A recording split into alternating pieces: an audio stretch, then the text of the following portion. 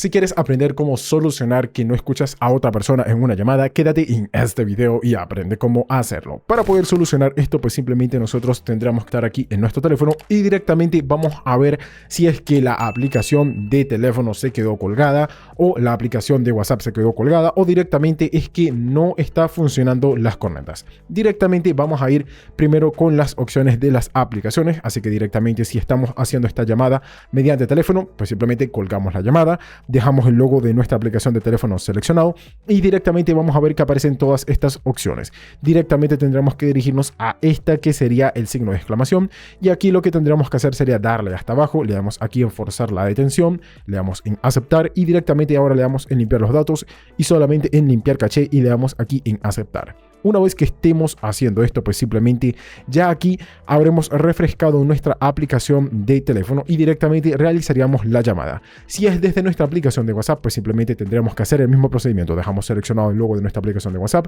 nos dirigimos aquí a información de la aplicación y nos vamos al apartado de forzar la detención y luego le damos en limpiar los datos, limpiar caché y en aceptar. Una vez que estemos haciendo esto, pues simplemente ya allí se debería estar solucionando el problema que no escuchas bien aquí en la bocina de tu teléfono. Si directamente pues no escuchas con la bocina que viene aquí en la parte de arriba cuando estás colocándola en tu oreja, pues simplemente te recomiendo que coloques la llamada en altavoz. En este caso, si directamente ni con la bocina de arriba ni con la bocina de abajo está funcionando, pues simplemente puedes estar reiniciando tu teléfono a ver si es que se quedó colgado todo el sistema. Directamente seleccionas aquí el botón de encendido, mueves hasta aquí hasta abajo hasta reiniciar, esperas a que reinicie y vuelves a realizar la llamada. En el caso de que esto tampoco esté funcionando directamente, entonces es las cornetas o el sistema operativo.